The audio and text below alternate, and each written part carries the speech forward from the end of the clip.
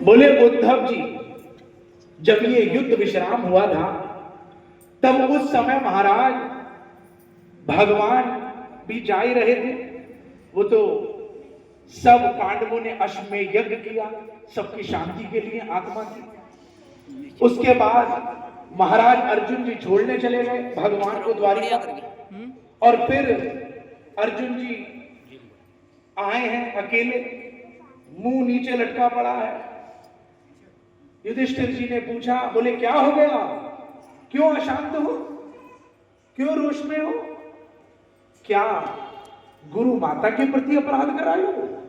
बोले नहीं। तो क्या गैया के प्रति अपराध कराए हो? नहीं। क्या गुरु के प्रति, क्या ठाकुर भगवान के प्रति? बोले नहीं। बोले तो फिर क्यों रोष में हो, उदास लगते हो? बोले जब कहा युधिष्ठिर जी ने, क्या भगवान चले गए क्या, इस धरती से अंतर ध्यान हो गए? बोले हाँ, क्योंकि भगवान को भी कर्जा उतारना था महाराज इन ठाकुर को, तो सभी जानते हैं। अरे कहा ना, तभी तो भगवान से जुड़ा एक एक संकल्प सत्य है, इसलिए हम सब बैठे हैं ठाकुर की शरण में। तो सोच समझ के संकल्प लीजिएगा, पूर्ण जरूर होता है, क्योंकि भगवान सत्य संकल्प है। और क्या हुआ था? बोले वो जया व्याघ्र कौन है? वो पिछले जन्म के अंगद हैं।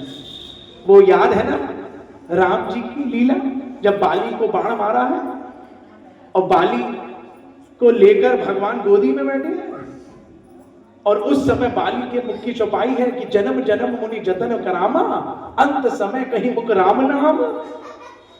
बोले राम जी ने कहा तुम्हें सही कर दूं, ठीक कर दूं? बोले नहीं, अब मरना आनंददायी है। बोले जो कहते हैं जन्म जन्म मुनि जतन करामा, अंत समय मुख राम नाम, आए ना आए, लेकिन मेरे साथ तो बड़ी कृपा हो रही है, बाली कह रहा।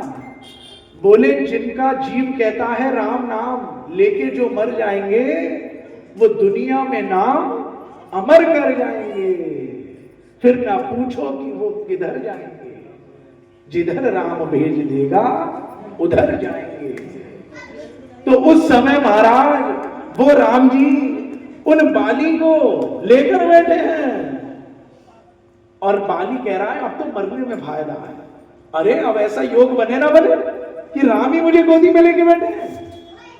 तो उस समय महाराज जन्म जन्म मुनि जतन करा, वो बाली कह रहा है। तो यहां बोले इधर भगवान ने कर्जा उतारा है अंगद का। कैसे?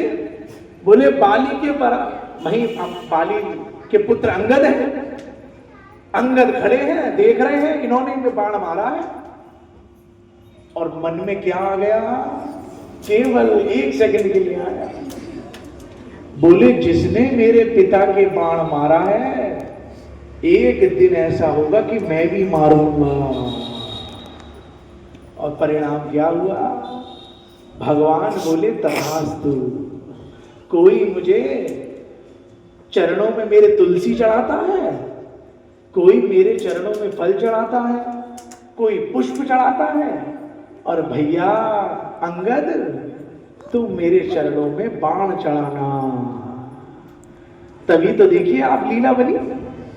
वो भगवान बैठे हैं, उसे लगा व्याघ्र को कि कोई हिरण का मुख है, लेकिन वो कन्हैया के कोमल चरण थे, और जो बाण मारा है वहां कर्जा उतारा है। उसी समय भगवान अंतर ध्यान हो गए,